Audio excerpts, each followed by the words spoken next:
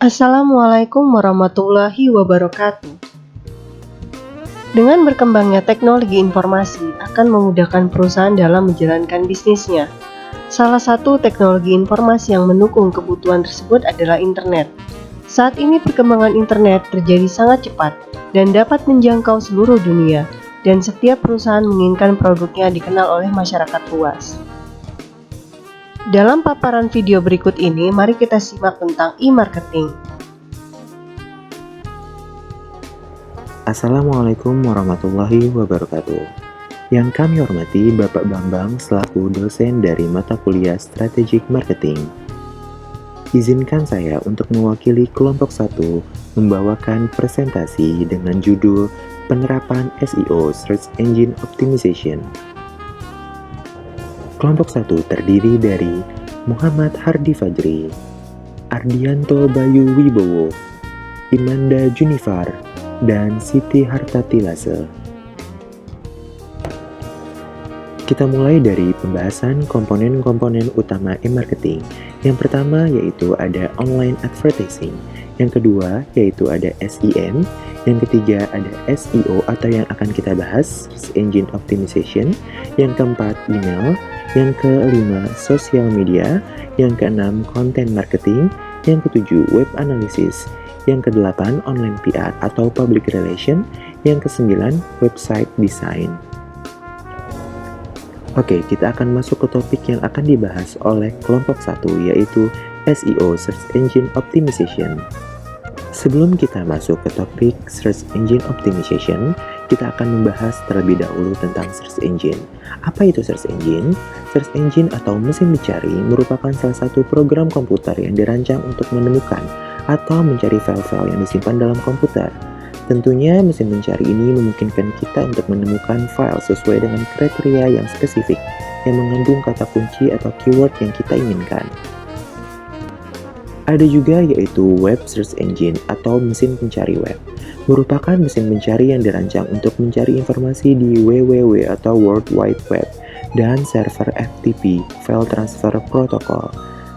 Hasil pencarian pada mesin pencari web biasanya disajikan dalam bentuk daftar dan biasanya disebut SERP, Search Engine Results Page. Informasi yang didapat dari hasil pencarian tersebut bisa berupa halaman web, gambar, dan jenis informasi lain. Hal ini menurut Leverd tahun 2009. Apa itu SEO?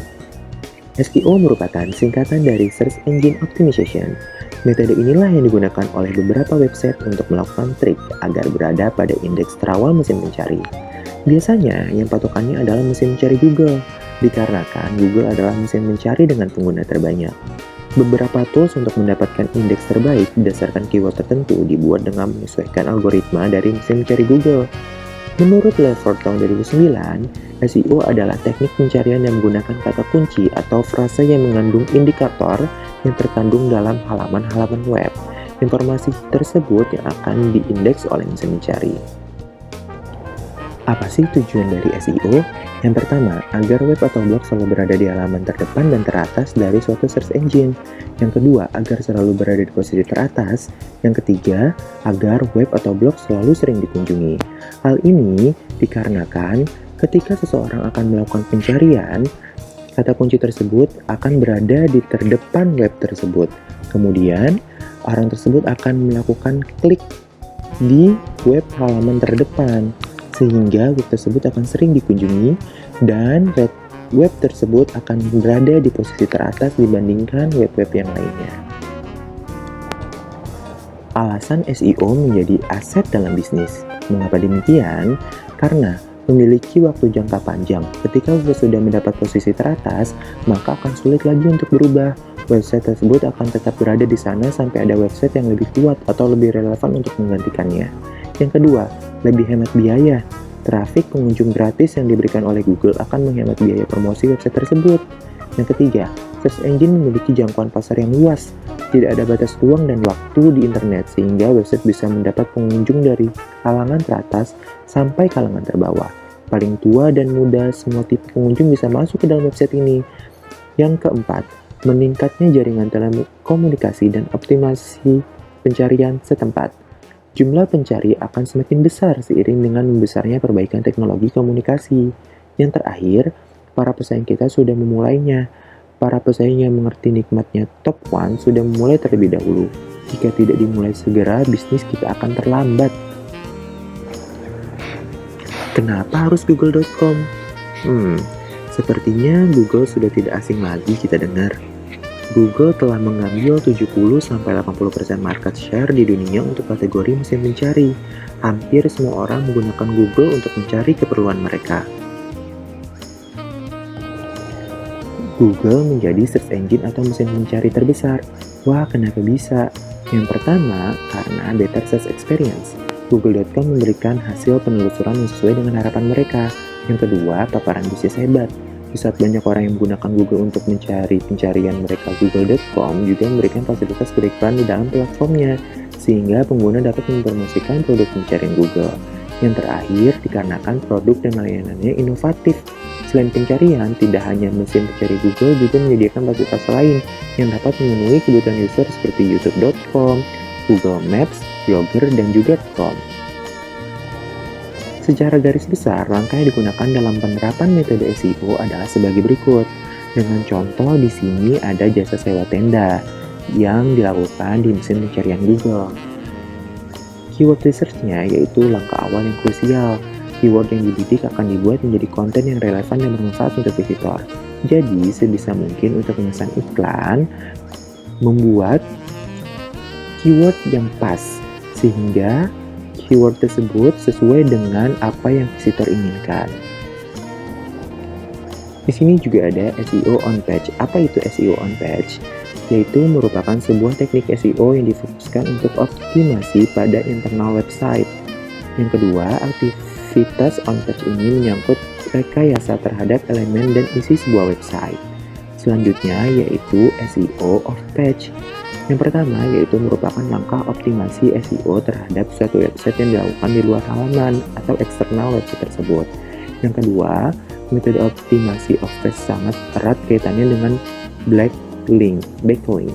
Yang ketiga, backlink adalah link dari website lain ke website yang dimaksud. Sebuah backlink dapat diibaratkan sebuah rekomendasi. Semakin banyak yang merekomendasi sebuah website, maka akan semakin besar pula website tersebut dalam mendapatkan perhatian dan mesin pencari. Sekarang kita akan membahas kasus, yaitu kasus dari website e-commerce. Data statistik, jumlah pengunjung sebelum menggunakan SEO dalam kurun waktu September sampai dengan bulan Desember 2014, di sini bisa kita lihat bersama, yaitu pada halaman website dan jumlah visit per harinya, yaitu kategori produk, jumlah visitnya per hari yaitu 14, katalog produk yaitu jumlah visitnya 28, produk bestseller yaitu 18. Hubungi kami, jumlah visitnya yaitu 5, cara pembelian yaitu 8. Selanjutnya yaitu data statistik jumlah pengunjung setelah menggunakan SEO dalam kurun waktu Januari sampai dengan bulan Agustus 2015. Di sini bisa kita lihat yaitu pada halaman website jumlah visit per hari, jumlah page view per hari itu mengalami peningkatan dari yang sebelumnya. Sini kategori produk menjadi 45, jumlah page view-nya yaitu 30, katalog produknya 59, jumlah page view-nya 36, produk bestsellernya 34, 18, hubungi kaminya jumlah visit per harinya 6, jumlah page view-nya 21, cara pembeliannya jumlah visitnya 12, jumlah page view-nya 16. 4 cara mengevaluasi kinerja SEO. Yang pertama yaitu gunakan Google Analytics dan Search Console. Yang kedua yaitu lakukan crawling. Yang ketiga, riset kata kunci atau keyword. Yang keempat, analisa performa konten. Oke, kita masuk ke slide terakhir yaitu kesimpulan. Untuk mengubah pengunjung visitor menjadi pelanggan atau customer, maka teknik SEO saja tidak cukup. Perlu adanya faktor-faktor pendukung lainnya yang menunjang kesuksesan sebuah e-marketing. Beberapa faktor pendukung tersebut diantaranya adalah pemilihan produk yang tepat, informasi dan review produk, kualitas dari produk yang dijual, target sasaran konsumen yang jelas, melakukan promosi atau diskon, dan testimonial dari para pelanggan yang telah melakukan transaksi pembelian. Jadi, selain menggunakan teknik SEO, Faktor-faktor yang telah disebutkan tersebut juga merupakan faktor pendukung yang penting di dalam e-marketing. Sekian presentasi dari kelompok 1, kurang lebihnya mohon maaf. Billahi taufiq wal hidayah. Wassalamualaikum warahmatullahi wabarakatuh.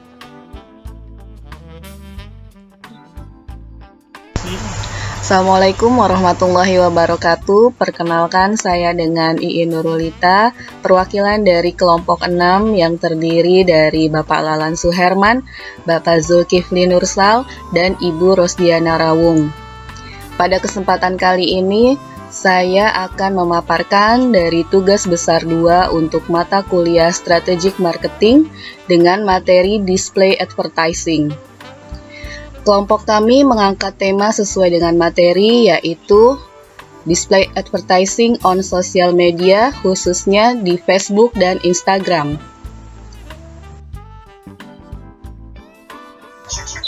Hal-hal yang akan dibahas dalam presentasi kali ini yaitu yang pertama, pengertian display advertising dan macam-macam display advertising.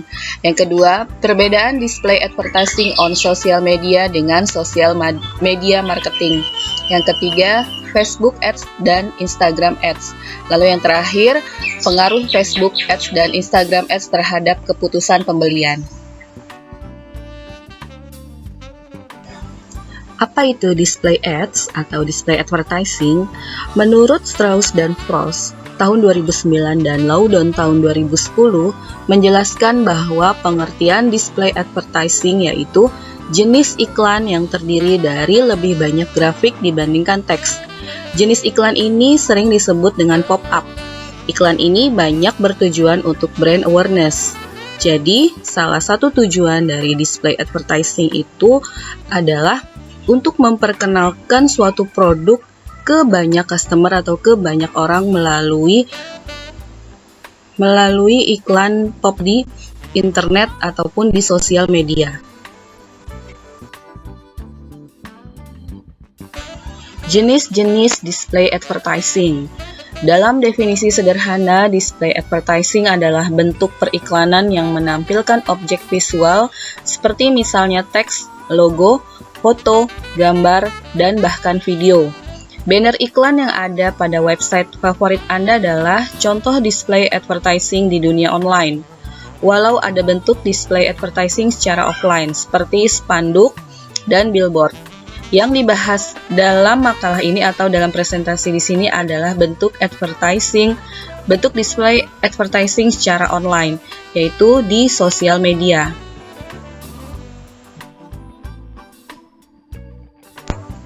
Perbedaan display ads di sosial media dengan sosial media marketing. Display ads on social media membantu bisnis untuk menemukan pelanggan baru yang potensial dengan menggunakan informasi pengguna sosial media tersebut untuk mengidentifikasi interest mereka. Kalau sosial media marketing merupakan bagian dari digital marketing yang berfokus pada pemanfaatan sosial media untuk keperluan bisnis. Misalnya dengan mempunyai akun di Facebook, Instagram, Twitter, dan lain-lain untuk bisnis online. Salah satu contohnya, apabila kita mempunyai akun di Facebook atau di Instagram, pada timeline kita akan tiba-tiba muncul iklan dari suatu produk yang kita tidak follow akunnya, tetapi iklan tersebut muncul di timeline kita atau di IG story kita. Nah, itu adalah salah satu display ads on social media. Kalau social media marketing, kita punya akun Facebook atau Instagram dan kita memfollow salah satu toko tersebut. Nah, kita melihat promosi-promosi yang dilakukan di toko tersebut di akun sosial media mereka. Display advertising on social media. Mengapa kelompok kami mengambil tema display advertising on social media? Karena untuk display advertising di sosial media, terutama di Facebook dan Instagram, sangat berpengaruh dalam mempromosikan suatu produk dan keputusan pembelian terhadap produk itu sendiri.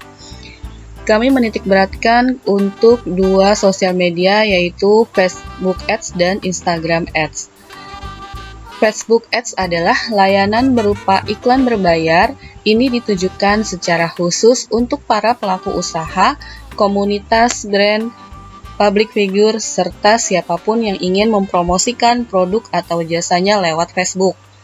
Lalu Instagram Advertising adalah salah satu kegiatan beriklan di Instagram untuk menjangkau audiens yang lebih luas dan ditargetkan. Fitur iklan ini sering dimanfaatkan untuk meningkatkan brand exposure, traffic website, atau mengumpulkan leads baru.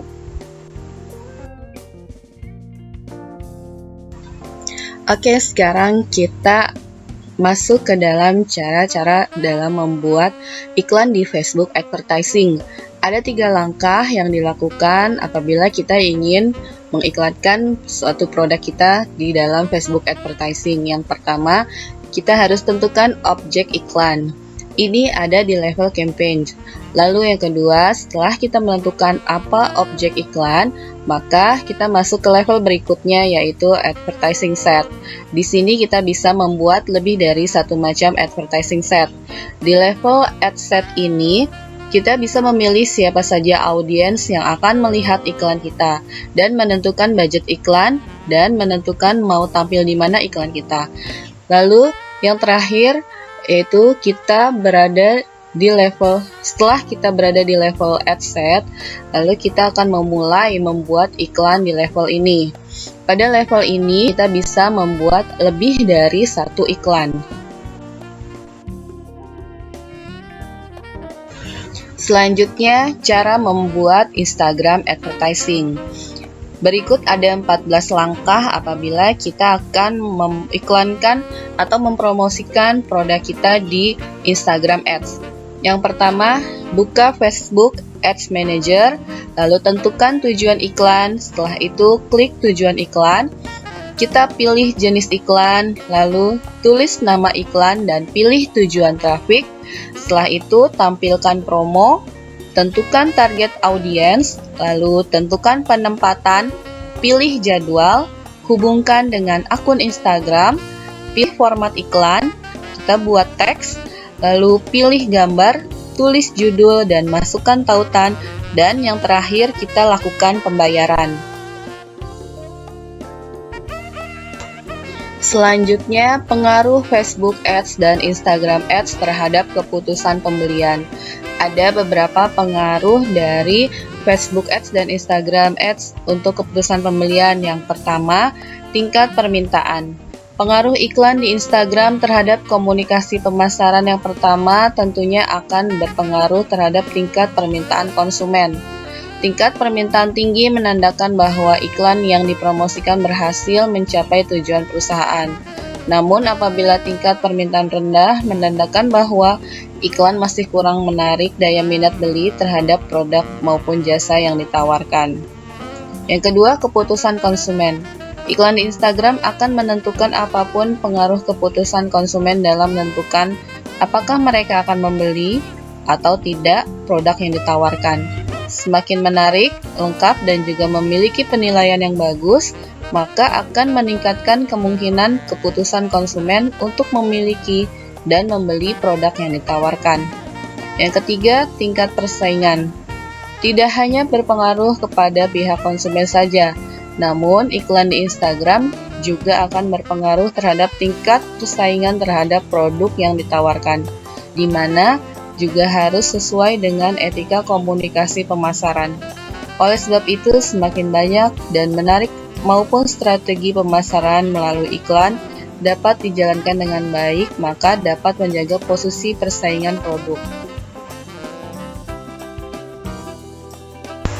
Selanjutnya, pengaruh dari Facebook Ads dan Instagram Ads adalah persepsi konsumen terhadap produk.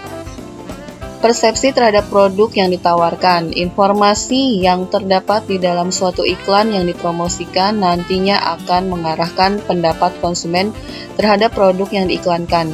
Oleh sebab itu, kelengkapan dan daya tarik dari iklan harus dapat menarik perhatian dan pendapat positif dari konsumen atau penerima pesan. Yang kelima, kepuasan konsumen. Kesesuaian iklan yang terdapat di Instagram dengan produk yang diterima nanti akan mempengaruhi kepuasan konsumen, di mana hal ini merupakan salah satu poin penting bagi para penyedia produk maupun jasa. Kepuasan konsumen nanti akan berpengaruh kembali kepada minat konsumen untuk membeli produk lainnya di satu perusahaan maupun penyedia yang sama atau tidak. Yang terakhir, efektivitas dan efisiensi. Pengaruh iklan di Instagram terhadap komunikasi pemasaran. Yang terakhir adalah berpengaruh terhadap efektivitas dan efisiensi, di mana seperti yang disebutkan sebelumnya bahwa media sosial ataupun media online merupakan media komunikasi yang efektif dan efisien, seperti biaya yang tidak besar serta waktu yang cukup cepat.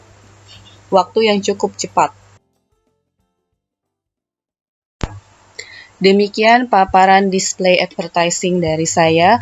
Kurang lebihnya saya mohon maaf. Semoga dapat bermanfaat untuk semua. Wassalamualaikum warahmatullahi wabarakatuh. Assalamualaikum warahmatullahi wabarakatuh.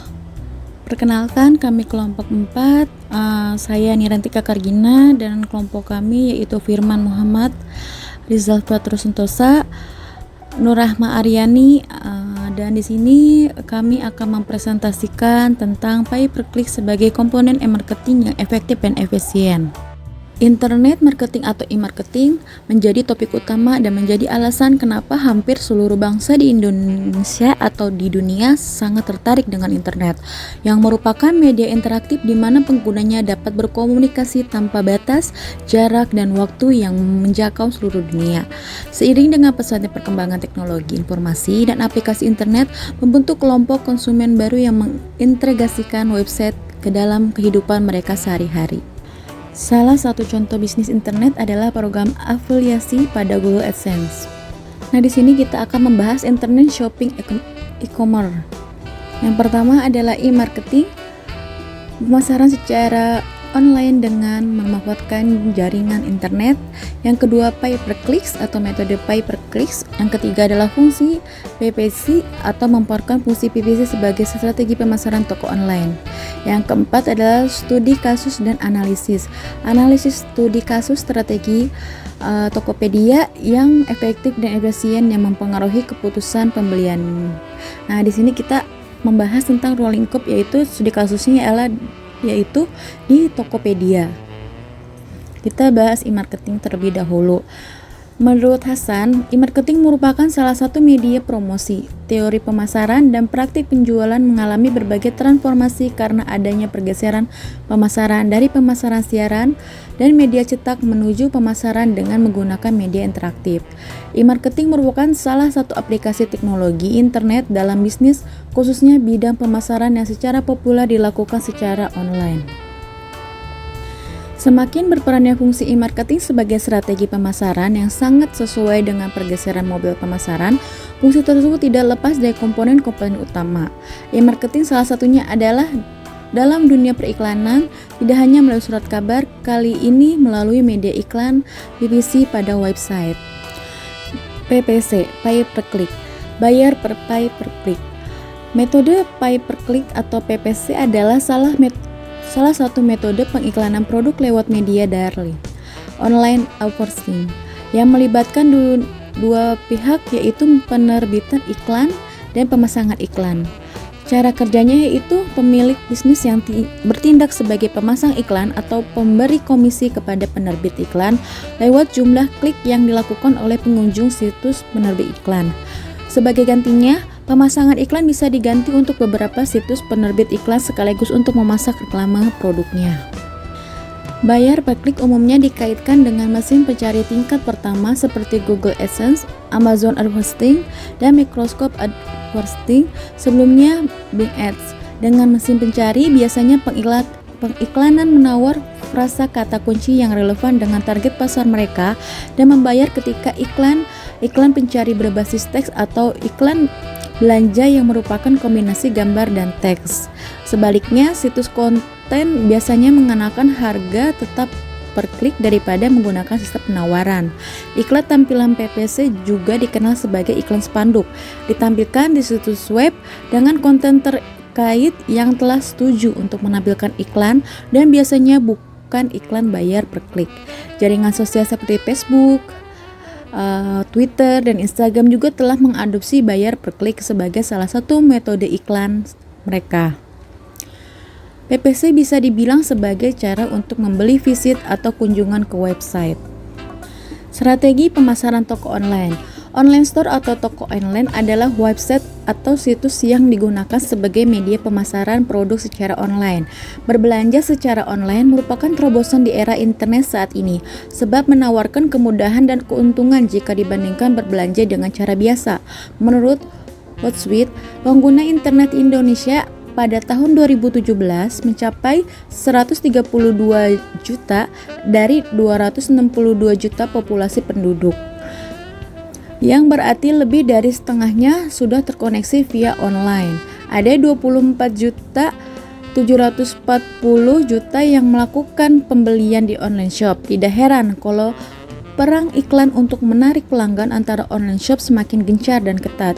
Maka jika ingin toko online-nya tenggelam dan persaingan, pemilik online shop perlu meningkatkan penjualannya dengan cara meningkatkan strategi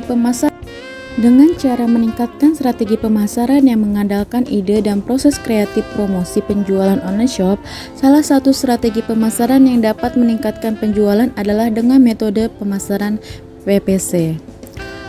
Fungsi pay per click. Pay per click merupakan model iklan internet yang digunakan untuk mengarahkan traffic ke situs web. Pengiklanan harus membayar kepada penerbit iklan, biasanya search pemilik situs web atau platform media sosial. Ketika iklan tersebut diklik oleh seseorang, pay per click sebagai cara untuk membeli traffic ke website atau ke alamat toko online. Pay per click memiliki beberapa fungsi yang dapat dimanfaatkan oleh toko online dalam meningkatkan keuntungan dari penjualannya. Iklan dengan pay per click memungkinkan untuk bisa menarget audiens yang lebih relevan. Iklan hanya akan dilihat oleh mereka yang memenuhi kriteria dan toko online dalam mencari target pembeli potensial. Periklanan pay per click juga memungkinkan untuk menargetkan iklan sehingga hanya muncul untuk pelanggan yang memenuhi syarat. Opsi penargetan dapat didasarkan pada bahasa, lokasi, penargetan demografis, berdasarkan jenis kelamin dan usia, serta waktu penargetan hari dari hari dalam 1 minggu. Selanjutnya, pengaruh pay per click pada pembelian. Metode pay per click ini dapat mengarahkan trafik yang sesuai dengan target website toko online. Dengan begitu, calon pembeli potensial akan banyak yang mengunjungi website toko online. Cara kerja iklan pay per click adalah hanya perlu membayar ketika ada seseorang yang mengklik iklan tersebut. Maka tentunya kita akan seseorang yang mengklik iklan pay per click merupakan pembeli potensial yang memiliki keinginan untuk membeli produk dan informasi yang ditawarkan. Jika memang seorang netizen tidak tertarik terhadap iklan tersebut yang muncul, maka mereka tidak akan mengklik iklan dengan metode pay per click tersebut. Di sini kita akan membahas studi kasus di Tokopedia. Tokopedia adalah toko pertama dalam website di Indonesia yang menyediakan peluang bisnis online. Tokopedia berdiri pada tanggal 6 Februari 2009.